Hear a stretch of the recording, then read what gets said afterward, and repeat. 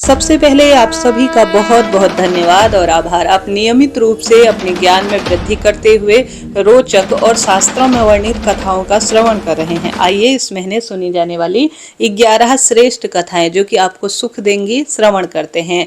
आप सभी बस वीडियो के अंत तक बने रहिए। सबसे पहले गणेश जी की कथा। एक बार गणेश जी महाराज एक सेठ जी के खेत में से जा रहे थे तो चुपके से 12 दाने अनाज के तोड़ लिए। फिर गणेश जी के मन में पछतावा हुआ तो मैंने तो आज जो है सेठ जी के यहाँ चोरी कर ली है। तो गणेश जी सेठ जी के यहाँ 12 साल की नौकरी में लग गए। एक दिन सेठानी जी राख से हाथ धो रही थी तो गणेश जी ने सेठानी का हाथ पकड़ लिया और मिट्टी से हाथ धुलवा दिए। सेठानी जी सेठ से बोली कि यह कैसा नौकर रखा है, नौकर होकर उसने मेरा हाथ पकड़ लिया। सेठ जी ने गणेश जी को बुलाकर पूछा तो उसने कहा कि तुम कैसे जो है सेठानी का हाथ पकड़ रहे हो, ऐसे कैसे कर रहे हो। तो गणेश जी ने बोला कि मैंने तो एक बात जो है सिखानी चाहिए थी कि राख से हाथ धोने से घर की लक्ष्मी नाराज हो जाती है, घर से चली जाती है, और मिट्टी से हाथ धोने से आती है। सेठ जी ने सोचा कि गणेश तो बड़ा सच्चा है।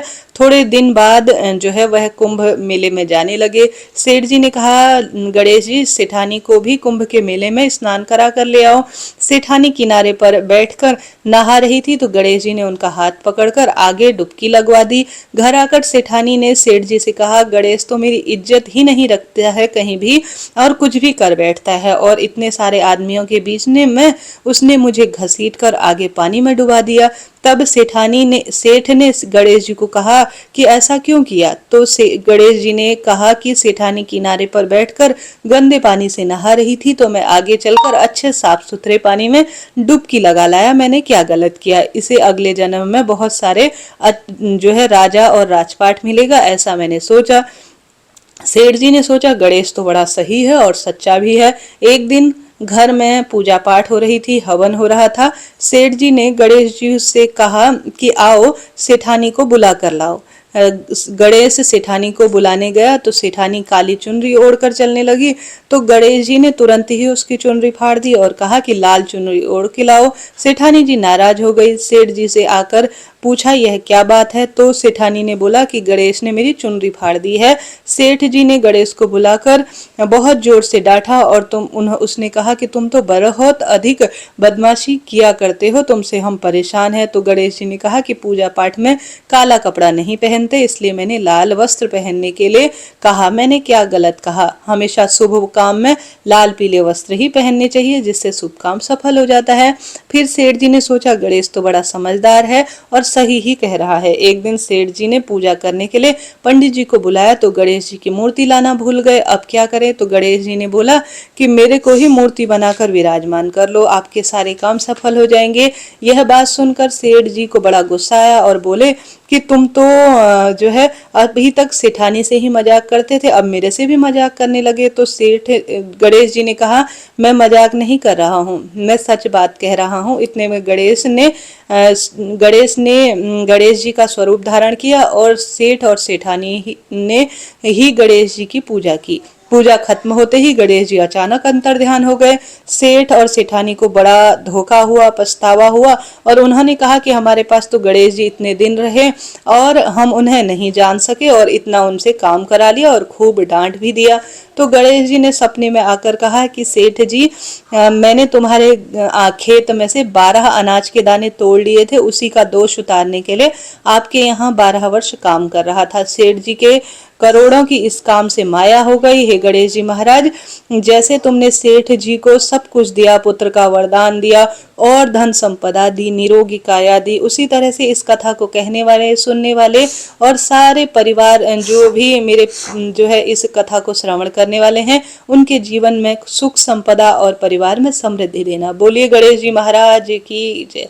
पथवारी माता की कथा दूसरी है तो इसे सुन लेते हैं। बोलिए पथवारी माता की जय। एक बार पाल पर पथवारी जी बैठी थी, वहां 2 व्यापारी लोग आए। एक के पास नमक से भरी हुई गाड़ी थी, वह नमक बेचता, और दूसरे के पास चीनी भरी हुई गाड़ी थी, वह चीनी बेचता था। पथवारी जी ने उन दोनों से पूछा कि तुम्हारे पास क्या है। दोनों ने सोचकर कहने लगे कि कहीं पटवारी जी इससे मांग ना ले, तो दोनों ने झूठ बोला। चीनी वाले ने कहा कि मेरे पास तो नमक है, अर्थात लून है, यानी नमक जो है वह कहा, और नमक वाले ने कहा मेरे पास तो चीनी है, अर्थात खांड है। दोनों आगे जाने पर उन्होंने देखा नमक की गाड़ी में नमक जो है चीनी में बदल गया है और चीनी नमक में बदल गई है। वह एक दूसरे पर चोरी का आरोप लगाकर लड़ने झगड़ने लगे। रास्ते में एक सज्जन व्यक्ति आए, उसने झगड़े का कारण पूछा तो उन्होंने कहा इसने मेरा नमक चुरा लिया है। दूसरे ने कहा इसने मेरी चीनी चुरा ली है। सज्जन व्यक्ति ने पूछा रास्ते में क्या तुम्हें कोई मिला था? उन्होंने बताया कि पाल पर एक पटवारी नाम की बुढ़िया बैठी थी। इस पर सज्जन बोले कि उस बुढ़िया से जाकर ही संपूर्ण बात पूछो, उसे ही सारी बात का पता होगा, शायद उसी ने यह सब किया है। दोनों पटवारी के पास गए और बोले कि हमने झूठ बोला है, हमें माफ कर दो, हमारा सामान जैसा था वैसा ही कर दो, हम आपको नमक भी देंगे और जो है चीनी भी भेंट करेंगे। पटवारी जी ने दोनों को क्षमा करने लगी और सामान पहले जैसा हो गया। नमक के 2 बोरी जो है उन्होंने नमक भेंट किया। चीनी वाले ने 2 चीनी के जो है कट्टे भेंट किए। उन्होंने पूरे शहर में कहलवा दिया कि पटवारी जी के सामने और पटवारी जी से कोई भी झूठ नहीं बोलेगा। हे पटवारी माता, जैसे पहले किया वैसा किसी के साथ मत करना। बाद में नमक का नमक और चीनी का चीनी कर देना। वैसे ही सबके जो है करना। कहानी कहने वाले, सुनने वाले, हुंकारा भरने वाले और सभी के परिवार वालों पर अपना आशीर्वाद देते रहना। बोलिए पटवारी माता की जय। स्वर्ग और नरक की कहानी आइए यह श्रवण कर लेते हैं। कहा जाता है इस पावन पवित्र महीने में जो भी स्वर्ग और नरक की कहानी सुनता है उसका जीवन सार्थक हो जाता है। कहानी अनुसार एक बुजुर्ग औरत मर गई। मरने के बाद यमराज लेने आई। औरत ने यमराज से पूछा आप मुझे स्वर्ग ले जाओ या नरक? यमराज बोले दोनों में से कहीं नहीं, तुमने इस जन्म में बहुत अच्छे कर्म किए हैं, इसलिए मैं तुम्हें सीधे प्रभु के धाम ले जाऊंगा। बुजुर्ग औरत खुश हो गई और बोली धन्यवाद, पर मेरी आपसे विनती है, मैंने यह धरती पर सबसे स्वर्ग नरक के बारे में ही बहुत सुना है, इसलिए मैं एक बार दोनों जगह को देखना चाहती हूँ। यमराज बोले तुम्हारे अच्छे कर्म हैं, इसलिए मैं तुम्हारी यह इच्छा पूरी करता हूँ। चलो हम स्वर्ग और नरक दोनों के रास्ते में होते हुए प्रभु के धाम चलेंगे। दोनों चल दिए। पहले नरक आए। नरक में और बुजुर्ग औरत ने जोर जोर से लोगों को रोने की आवाज सुनी। वहां नरक में सभी लोग दुबले पतले और बीमार दिखाई दे रहे थे और औरत ने एक आदमी से पूछा यहाँ आप सब लोगों की ऐसी हालत क्यों है? आदमी बोला तो और कैसी हालत होगी, मरने के बाद जब से यहाँ आए हैं हमने एक दिन भी खाना नहीं खाया है, भूख से हमारी आत्माएं तड़प रही हैं। बुजुर्ग औरत की नजर एक विशाल पतीले पर पड़ी जो लोगों के कद से करीब 100 फीट ऊंचा था। उस पतीले के ऊपर एक विशाल चम्मच लटका हुआ था। पतीले में से बहुत ही शानदार खुशबू आ रही थी। बुजुर्ग औरत ने उस आदमी से पूछा इस पतीले में क्या है? आदमी मायूस होकर बोला यह पतीला बहुत ही स्वादिष्ट खीर से भरा हुआ है। औरत जो बुजुर्ग औरत थी हैरान हो गई, इसमें खीर है तो आप लोग भरपेट खीर क्यों नहीं खाते हो, भूख से क्यों तड़प रहे हो? आदमी रो रो कर कहने लगा कैसे खाएं, यह पतीला 100 फीट ऊंचा है, हम में से कोई भी उस पतीले तक नहीं पहुंच पाता। यह सुनकर बुजुर्ग औरत ने उन पर खूब तरस खाया। सोचने लगी बेचारे खीर के पतीला होते हुए भी भूख से बेहाल है, शायद ईश्वर ने इन्हें यही दंड दिया है। अब यमराज बुजुर्ग औरत को लेकर चलो, हमें देर हो रही है, हम दोनों को स्वर्ग जाना है, ऐसा कहने लगा। कुछ ही जो है इस देर जाकर वह स्वर्ग पहुंचा।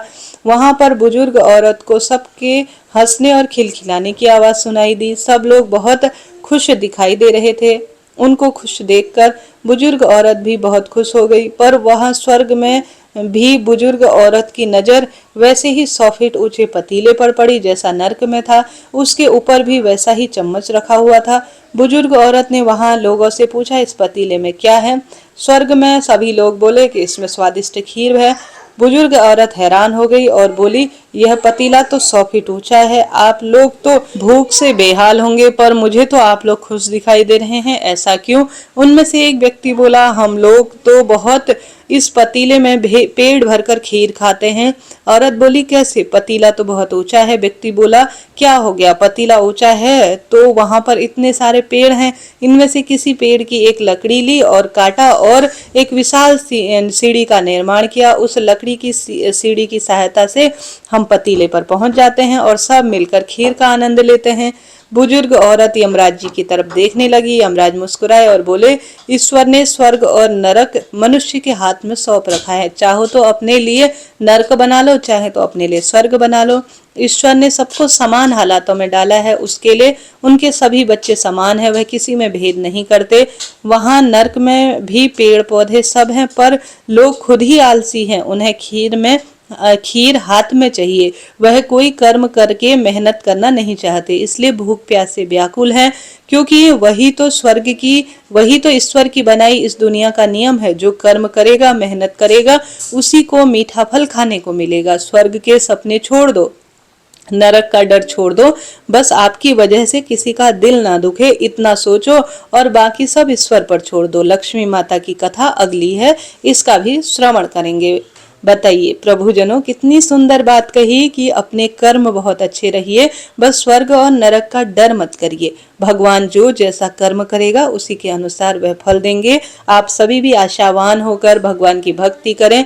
भक्ति के साथ साथ आप सभी धर्म के साथ साथ कर्म और कर्म के साथ साथ सुंदर धर्म का पालन करेंगे तो भगवान कुछ ना कुछ श्रेष्ठ स्वरूप में जरूर देंगे।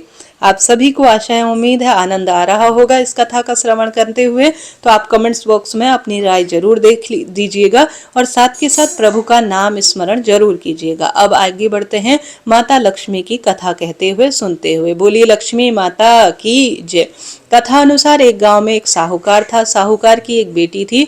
वह हर रोज पीपल सींचने जाती थी। पीपल के वृक्ष में लक्ष्मी जी प्रकट होती थी और चली जाती थी। एक दिन लक्ष्मी जी साहूकार की बेटी से कहने लगी कि तू मेरी सहेली बन जा। तब लड़की ने कहा कि मैं अपने पिता से पूछकर कल आऊंगी। साहूकार की बेटी ने घर आकर अपने पिताजी को सारी बात बता दी। तब उसके पिताजी बोले, वह तो लक्ष्मी जी हैं, अपने को और क्या चाहिए, तू लक्ष्मी जी की सहेली बन जा। दूसरे दिन वह लड़की फिर गई। तब लक्ष्मी जी पीपल के पेड़ से निकल कर आई और कहा, सहेली बन जा। तो लड़की ने कहा, बन जाऊंगी, और दोनों सहेली बन गई। लक्ष्मी जी उसको खाने का न्योता दिया। घर आकर लड़की ने माँ बाप से कहा कि मेरी सहेली ने मुझे खाने का न्योता दिया है। तब बाप ने कहा कि सहेली के जीने जाइयो, पर घर को संभाल कर जाइयो। तब वह लक्ष्मी जी के यहाँ जीमने गई तो लक्ष्मी जी उसे साल 2 साल उड़ाने लगी। रुपए दिए, सोने की चौकी दी, सोने की थाली दी, 56 प्रकार के भोग व्यंजन करा दिए। जीम कर वह जब घर आने लगी तो लक्ष्मी जी ने पल्ला पकड़ लिया और कहा कि मैं भी तेरे घर जीमने चलूंगी। तो उसने कहा, आ जाइयो। वह घर जाकर चुपचाप बैठ गई। तब बाप ने पूछा कि बेटी सहेली के यहाँ जीम कर आ गई? तो वह उदास होकर बैठ गई। उसने कहा, पिताजी मेरे को लक्ष्मी जी ने इतना दिया, अनेक प्रकार के भोजन कराए, परंतु मैं उसे कैसे भोजन कराऊंगी, अपने घर में तो कुछ भी नहीं है। तब उसने पिता ने कहा कि गोबर मिट्टी का चौका लगाकर घर की सफाई कर ले, 4 मुखा वाला दीपक जला ले, लक्ष्मी जी का नाम लेकर रसोई में बैठ जाना। लड़की सफाई करके लड्डू लेकर बैठ गई। उसी समय एक रानी नहाकर आ रही थी। उसके नौलख का हार अर्थात नौलखा हार चील उड़ाकर ले गई और उसके घर में वह नौलखा हार डाल गई और उसका लड्डू ले गई। बाद में वह हार तोड़कर बाजार गई और सोने का सामान लाई। तो सुनार ने पूछ लिया, क्या चाहिए? तब उसने कहा कि सोने की चौकी और सोने का थाल और 2 साला दे दो, मोहरे दे दो और सामग्री दे दो, 56 प्रकार का भोजन हो जाए, बस इतना सामान दे दो। सारी चीजें लेकर बहुत सुंदर तैयारी वह करने लगी और रसोई बनाई। तब गणेश जी ने कहा, लक्ष्मी जी को बुलाओ। आगे आगे गणेश जी और पीछे पीछे लक्ष्मी जी आ गई। उसने फिर चौकी डाल दी और कहा, सहेली चौकी पर बैठ जा। जब लक्ष्मी जी ने कहा, सहेली चौकी पर तो राजा रानी के यहाँ भी नहीं बैठी, किसी के यहाँ नहीं बैठी, उसने कहा कि मेरे यहाँ तो बैठना ही पड़ेगा। फिर लक्ष्मी जी चौकी पर बैठ गई। उसने बहुत खातिरदारी की, जैसे लक्ष्मी जी ने उसने करी वैसे ही उसने करने का प्रयत्न किया। लक्ष्मी जी उस पर खुश हो गई। घर में खूब रुपया, लक्ष्मी, खूब अन्न धन के भंडार भर गई। साहूकार की बेटी ने कहा, अभी मैं आ रही हूँ, तुम यहीं पर बैठना। और वह चली गई। लक्ष्मी जी गई नहीं और चौकी पर बैठी रही। उसको बहुत दौलत दी। हे लक्ष्मी जी, जैसे तुमने साहूकार की बेटी को सच्ची सहेली बनाया, धन संपदा का भंडार भरा, उसी तरह से जो भी इस कथा को कहे, सुने, अच्छे श्रेष्ठ कर्म करे, दान पुण्य करे और सदा सर्वदा खुशियों का भंडार उसके घर में देना। साथ ही अपने सभी परिवार वालों को पीहर में, ससुराल में पोते देना और जीवन में खुशियां देना। लक्ष्मी माता सबका कष्ट दूर करना, दरिद्रता दूर करना, मनोकामना पूर्ण करना। बोले लक्ष्मी माता की जय। अब आइए अमर सुहाग देने वाली कथा का भी श्रवण कर लेते हैं। आइए आरंभ करते हैं। प्रिय श्रोताजनों, आपको आनंद आ रहा है तो कमेंट्स बॉक्स में आप राधे राधे जरूर लिखें। लक्ष्मी माता की जयकारे भी जरूर लगाएं। अमर सुहाग की कहानी इस तरह से है। एक ब्राह्मण ब्राह्मणी थे। उनकी 5 बेटियां थी। पांचों बेटी और बेटे विधि विधान से महादेव और मां पार्वती का पूजन करा करते थे। अमर सुहाग की कथा भी सुनते थे। पूजा के समय चारों बेटियां दीपक जलाती तो पूजा पूर्ण होने तक जलता रहता, बल्कि 5वीं बेटी का दीपक कहानी सुनने के बीच में ही बुझ जाता। वह देखकर 5वीं बेटी को चिंता होने लगी। सभी बहनों का दीपक तो जलता है, मेरा दीपक ही न जाने क्यों बुझ जाता है। एक दिन 5वीं बेटी ने घर जाकर माँ को सारी बात बता दी। तब माँ ने कहा, बेटा इसमें चिंता की कोई बात नहीं है, कल से तो दीपक में घी अधिक डालना। बेटी ने ऐसा ही किया। कुछ समय पश्चात ब्राह्मण ने 5 बेटियों का विवाह कर दिया। चारों बेटियों के घर अन्न धन के भंडार भरे रहे, परंतु 5वीं बेटी की आर्थिक स्थिति थोड़ा कमजोर थी। उसका पति जंगल से लकड़ी काटकर उन्हें बेचकर घर चलाता था, परंतु 5वीं बेटी संतोषी बहुत थी और समझदार भी बहुत थी। कभी किसी से कोई शिकायत नहीं करती थी। विवाह के बाद भी महादेव मां पार्वती का विधि विधान से पूजन करती थी और कर्म बहुत सुंदर रूप में किया करती थी। एक दिन उसका पति कम लकड़ियां लेकर आया तो उसने पूछा, आज लकड़ी कम क्यों है? तो पति ने कहा, आज मेरी तबीयत कुछ खराब है, मुझे बुखार है। दूसरे दिन लड़की ने पति से कहा, आज तुम्हारी तबीयत ठीक नहीं है, मैं भी तुम्हारे साथ चलूंगी। उसने ऐसा कहा। सास ससुर की आज्ञा लेकर पति के साथ वह भी चल पड़ी। जंगल में पति की तबीयत खराब हो गई और पति की अचानक से मृत्यु हो गई। जंगल में अकेली थी, कोई मदद के लिए नहीं था। पति का सर गोद में रखकर खूब विलाप रोने लगी। रोते रोते शिव पार्वती जी को पकड़ लिया। हे महादेव, हे माँ पार्वती, मैंने सदैव आपका पूजन किया है, आपके सिवा मेरा कोई नहीं है। मैं घर जाकर अपने बड़े बूढ़े सास ससुर से क्या करूंगी, क्या कहूंगी उनसे? ऐसा वह सोचकर विलाप करने लगे। उसकी भक्ति भावना और उसके निर्मल मन को देखकर माँ पार्वती ने कहा, हे प्राणनाथ, हमें इस निर्जल जंगल में कौन पुकार रहा है? हमें उसकी रक्षा करनी चाहिए। और माता पार्वती प्रकट हो गई। माता पार्वती ने पूछा, लड़की क्या हुआ, तुम क्यों रो रही हो? तब वह लड़की ने सारी बात बताई और महादेव जी माता पार्वती जी के चरण पकड़ लिए और विनती करने लगी। उनकी पूजा भक्ति से प्रसन्न होकर उनके पति के जीवन को दान दिया। अमर सुहाग का और आशीर्वाद स्वरूप हमेशा उसका पति साथ रहे, ऐसी जो है माँ पार्वती और महादेव ने उसे आशीर्वाद दिया। कोई भी स्त्री जो सुहागिन स्त्री है, श्रद्धा भक्ति से अमर सुहाग और शिव पार्वती के निमित्त पूजन पाठन करती है, निश्चित रूप से इस कथा को सुनती है, वह सदैव अखंड सौभाग्यवती रहेगी। उसके सुख संपत्ति अन्न धन के भंडार सदैव बने रहेंगे। बोलिए शंकर भगवान की जय, माता पार्वती की जय। प्रिय श्रोताजनों, अब आइए इस महीने सुनी जाने वाली धरती माता की कथा भी श्रवण कर लेते हैं। धरती माता की कथा अनुसार प्राचीन समय में एक गांव में एक माँ और उसका बेटा बेटी रहा करते थे। माँ गरीब थी, मजदूरी कर कर अपने बेटा और बेटी का पेट पाला करती थी। धीरे धीरे जैसे तैसे दिन गुजर रहे थे और बच्चे बड़े होने लगे। बेटी शादी के योग्य हो गई।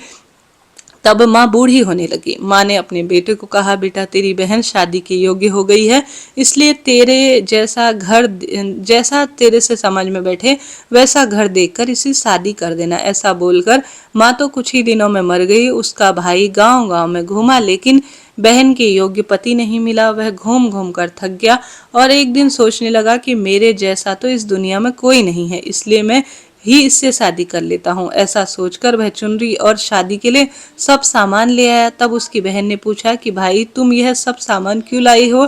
तब उसने भाई ने कहा कि बहन यह सब सामान तुम्हारी शादी के लिए लाया हूँ। गांव वालों ने बहन से कहा कि तुम्हारा भाई ही तुमसे शादी करने वाला है। तब बहन ने जाकर अपने भाई से पूछा कि भाई मेरी शादी किससे कर रहे हो? इस पर भाई का कोई जवाब नहीं आया। तब बहन समझ गई। उसने एक लोटे में जल लिया, चुनरी ली, चप्पल पहनकर जंगल की तरफ चली गई। जंगल में गाय चराने वाले ग्वाले ने उससे पूछा कि यहाँ क्या कर रही हो? तो उसने कुछ नहीं कहा। वन में जाकर वह धरती माता को पुकारने लगी और बोली, हे धरती माता, अब तुम ही मेरी लाज रखना वरना अनर्थ हो जाएगा। वह बोली, मैं क्या करूं बताओ।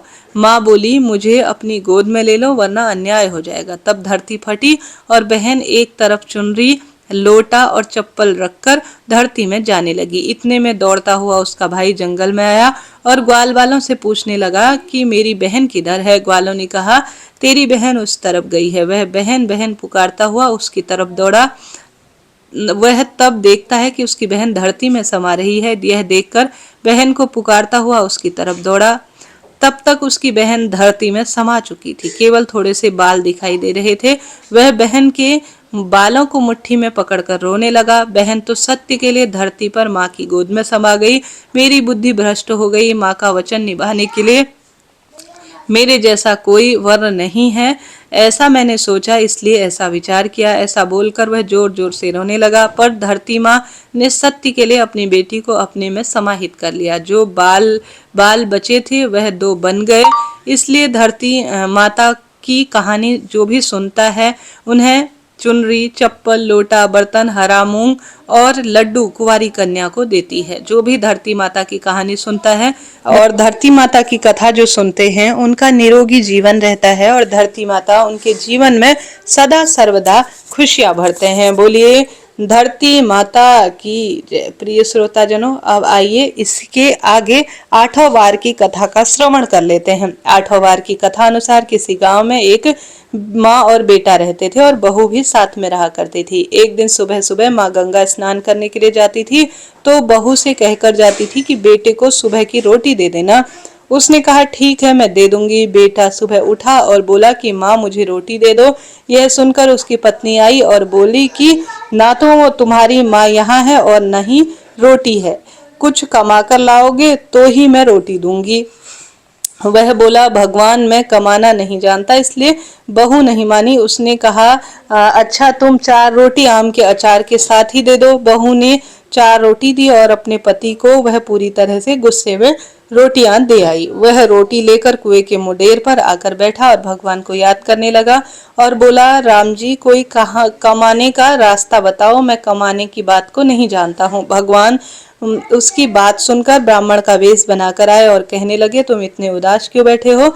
वह बोला, मेरी पत्नी ने कहा है कि जब तुम कमाना जानोगे और कमा कर लाओगे तभी ढंग से रोटी मिलेंगी और मैं गुस्सा नहीं करूंगी, लेकिन मैं कमाना नहीं जानता। भगवान बोले, मैं भी कमाना नहीं जानता हूँ, लेकिन मैं 8 वारों के नाम से जानता हूँ। अब तुम्हारे घर में अन्न धन्य के भंडार भरेंगे और तुम्हें रास्ता भी जरूर मिलेगा। भगवान बोले कि तुम चावल के दाने ले लेना और पानी की एक घंटी लेना। जो बर्तन ढके हुए हैं उनका मुंह खोल देना। जो घर के बर्तन उल्टे पड़े हैं उनको सीधा कर देना। भगवान के रूप में ब्राह्मण बोले। कथा उन्होंने ब्राह्मण देवता ने कही और उसने सुनी। रविवार, सोमवार, मंगलवार, बुधवार, बृहस्पतिवार, शुक्रवार, शनिवार 8 बार का आसरा भरियो पीहर सासरा। जिसके बाद उसके घर में अटूट भंडार होते चले गए। घर पहुंचा तो उसकी पत्नी ने पूछा, आज क्या लाए हो? उसने कहा कि 8 बार का नाम लाया हूँ। पत्नी ने सोचा चलो कुछ तो लाया है। फिर पत्नी ने चावल के दाने और पानी की घंटी ला दी। जो औंधे मुंह पड़े थे उन्हें सीधा कर दिया, जो ढके हुए थे उन्हें मुंह खोल दिया। पति ने कहा, पत्नी ने सुनी। रविवार, सोमवार, मंगलवार, बुधवार, बृहस्पतिवार, शुक्रवार, शनिवार 8 बार का आसरा भरियो पीहर सासरा और अटूर भंडार भरते चले गए। उसकी पत्नी ने उससे एक दिन कहा कि बेटी से मिलने जा रही हूँ। फटे से कपड़े पहन के यहाँ आया तो बच्चे बोले कि नाना आ गए, नाना आ गए। बेटी बोली कि नाना क्या लाए हैं? 2 दिन की मुफ्त रोटियां तोड़ने आए हैं। बेचारा सोचने लगा कि गरीबी सब कहलवा देती है मुख से। तब पिता ने बेटी से कहा, बेटी मेरी 8 बार की कहानी सुन ले। बेटी ने जवाब दिया, पिताजी मेरा जूठा मुंह है, और पिताजी भूखा ही सो गया। अगले दिन बेटी को पिता पर तरस आया। उसने कहा, पिताजी आप अपनी कहानी सुनाओ, मैं सुनूंगी। पिता बोले कि चावल के दाने ला, पानी की घंटी ला, औदे मुंह जो है बर्तन पड़े हैं उन्हें सीधा कर दे, जो ढके हुए हैं उनका मुंह खोल दे। पिता ने कही, बेटी ने सुनी। बृहस्पतिवार, बुधवार, रविवार, सोमवार, मंगलवार, शुक्रवार, शनिवार, 8 बार का आसरा, भरियो पीहर सासरा, और अटूर भंडार भरते गए। बेटी टोकरी भर कर जो है खूब जो है बांटने लगी। अड़ोस पड़ोस में सारी चीजें उसने बांट दी। जो कहते थे कि तुम्हारा बाप कुछ नहीं लाया है, वह आज सब कहने लगी कि तुम्हारा जो है बाप तो खूब सामान लेकर आया है। बेटी ने जवाब दिया कि मेरा बाप कभी खाली हाथ नहीं आता, वह कुछ न कुछ लेकर ही आता है।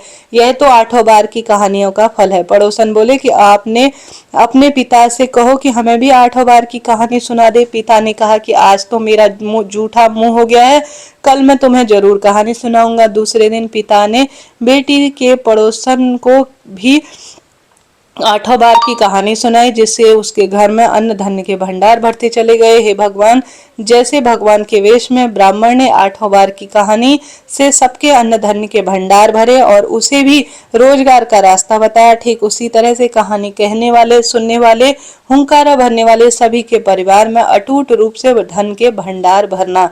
इस तरह से यह कथा है। प्रिय श्रोताजनों, इस महीने धर्मराज जी की कथा भी सुनी जाती है। आइए वह भी सुन लेते हैं। प्राचीन समय की बात है। एक नगर में 2 सेठ जी थे। बड़ी सेठानी के घर में बहुत धन था, लेकिन वह कंजूस थी। छोटी सेठानी के मन में धन कम था, लेकिन मन में दयालु और मददगार थी। वह स्वयं को धर्म और कर्म के कार्यों में रखती थी, दोनों की मदद करने में लगा रहती थी। वह रोज सवेरे गंगा स्नान के लिए जाती थी। तुलसी माता, बड़, पीपल, बेलपत्र, इन सब को सींचकर भगवान के मंदिर में जाकर पूजा करती, धर्मराज जी की कथा सुनती। लेकिन जब सेठानी यह सब देखती, हंसती थी और कहती थी, पता नहीं किस तरह से फालतू के कामों में लगे रहती थी। ऐसा करते करते कुछ दिन बीत गए और दोनों सेठानियां वृद्ध हो गई। जब भगवान के घर से बुलाया तो छोटी सेठानी को ले जाने के लिए धर्मराज जी ने अपना विमान भिजवाया, जबकि बड़ी सेठानी को दूत मारते हुए ले गए। रास्ते में बड़ी सेठानी ने कहा कि मुझे भूख लगी है। तब दूत बोले, यदि जीवन में किसी को खाना खिलाया हो भूखे को तो तुम्हें भी खाना मिलेगा। थोड़ी देर बाद उसने कहा कि मुझे प्यास लगी है। तब दूत बोले, यदि तुमने जीवन में किसी को पानी पिलाया हो तो तुम्हारे नसीब में भी पानी होगा। रास्ते में उसे कांटे चुभने लगे और तेज गर्मी पड़ने लगी। दूत घसीटते हुए से ले गए। अब बड़ी सेठानी बहुत पछताने लगी कि मेरे पास सब कुछ होते हुए भी दान पुण्य धर्म कर्म कुछ भी नहीं किया। इतनी देर में धर्मराज जी का दरबार आ गया। वहां जाकर उसने देखा कि छोटी सेठानी भगवान के पास सिंहासन पर बैठी है। उधर बड़ी सेठानी को तपते हुए कुंड में डाल दिया है। तब बड़ी सेठानी बोली कि मुझे 1.25 पहर का समय दे दो, मैं वापस आकर दंड भोगूंगी। धर्मराज जी बोले, ठीक है। बड़ी सेठानी के शरीर से प्राण वापस डाल दिए। धरती पर आते ही उसने पंडितों को बुलाया, धर्मराज जी की कहानी सुनी, दान पुण्य यज्ञ हवन किया, भूल चूक के लिए क्षमा प्रार्थी हुई, गोदान किया, गौ सेवा की और अपने कार्य को पूर्ण किया। अब उसको जो है धर्मराज जी लेने आए और अब की बार उसके लिए बहुत सुंदर विमान आया। 1.25 पहर में दान धर्म और धर्मराज जी की कहानी सुनने से सेठानी को स्वर्ग की प्राप्ति हुई। हे धर्मराज जी महाराज, जैसे आपने सेठानी पर कृपा करी वैसे ही सब पर कृपा करना। धर्मराज जी की कहानी सुनने सुनाने वालों को, हुंकारा भरने वालों को और परिवारजनों पर सदा कृपा बनाए रखना। बोलिए धर्मराज जी महाराज की जय। अब आइए लपसी तपसी की कहानी सुनते हैं, जिनके बिना तो कोई भी कथा अधूरी ही मानी जाती है। कथा अनुसार एक लपसी था और एक तपसी था। तपसी हमेशा भगवान की तपस्या में लीन रहता था। लपसी रोज 1.25 सेर की लापसी बनाकर भगवान का भोग लगाकर ही खाता था। एक दिन दोनों झगड़ा करने लगे। तपसी बोला, मैं रोज भगवान की तपस्या करता हूँ, इसलिए मैं बड़ा हूँ। लपसी बोला, मैं भगवान को 1.25 मन की लपसी का भोग लगाता हूँ, इसलिए मैं बड़ा हूँ। नारद जी वहां से गुजरे, दोनों को लड़ता हुआ देख रुके और पूछा कि तुम दोनों क्यों लड़ रहे हो। तब तपसी खुद को बड़ा होने का कारण बताने लगा। लपसी अपने को कारण बताने लगा। नारद जी बोले, तुम्हारा फैसला मैं कर देता हूँ। दूसरे दिन लपसी और तपसी नहाकर रोज की अपनी भक्ति के कार्य में लगे थे तो नारद जी ने छुपकर 1.25 करोड़ की एक अंगूठी दोनों के पास रख दी। तपसी की नजर उस अंगूठी पर पड़ी तो उसने चुपचाप अंगूठी उठाकर अपने नीचे रख ली। लपसी की नजर अंगूठी पर पड़ी तो उसने ध्यान नहीं दिया। भगवान को भोग लगाकर जो लपसी जो है रोज लापसी का भोग लगाता था उसे वह खाने लगा। नारद जी सामने आए तो दोनों से पूछा कि कौन बड़ा है, तो नारद जी ने तपसी से खड़ा होने के लिए कहा। वह खड़ा हुआ तो उसने अपने पैर के नीचे जो अंगूठी दबाई हुई थी वह दिखाई दी। नारद जी ने तपसी से कहा, तपस्या करने के बाद भी तुम्हारी चोरी की आदत गई नहीं है, लालच बहुत भरा है तुम्हारे अंदर, इसलिए लपसी बड़ा है। तुम्हें तुम्हारी तपस्या का कोई फल नहीं मिलेगा। तपसी शर्मिंदा होकर माफी मांगने लगा। उससे नारद जी ने पूछा कि मेरी तपस्या का फल कैसे मिलेगा। तब नारद जी ने कहा, यदि कोई गाय और कुत्ते की रोटी नहीं बनाएगा तो तुझे फल मिलेगा, यदि कोई ब्राह्मण को नहीं जिमाएगा और दक्षिणा नहीं देगा तो तुझे फल मिलेगा, यदि कोई साड़ी के साथ ब्लाउज दान नहीं करेगा तो फल तुझे मिलेगा, यदि कोई दिए से दिया जलाएगा तो फल तुझे मिलेगा, यदि कोई सारी कहानी सुन ले और तुम्हारी कहानी नहीं सुनेगा तो तुम्हें फल मिलेगा। उसी दिन से हर व्रत की कथा के बाद लपसी तपसी की कहानी भी सुनी जाती है। बोलिए नारद जी महाराज की जय, श्री नारायण भगवान की जय। हर हर महादेव। प्रिय श्रोताजनों, इस तरह से इस महीने सुनी जाने वाली सभी रोचक श्रेष्ठ लोक कथाओं का मैंने रसवादन आपको कराया। आपने सुना, आपका धन्यवाद और आभार। वीडियो उपयोगी रहा हो तो राधे राधे लिखे। कोई प्रश्न हो तो भी आप पूछ सकते हैं। जय श्री कृष्ण।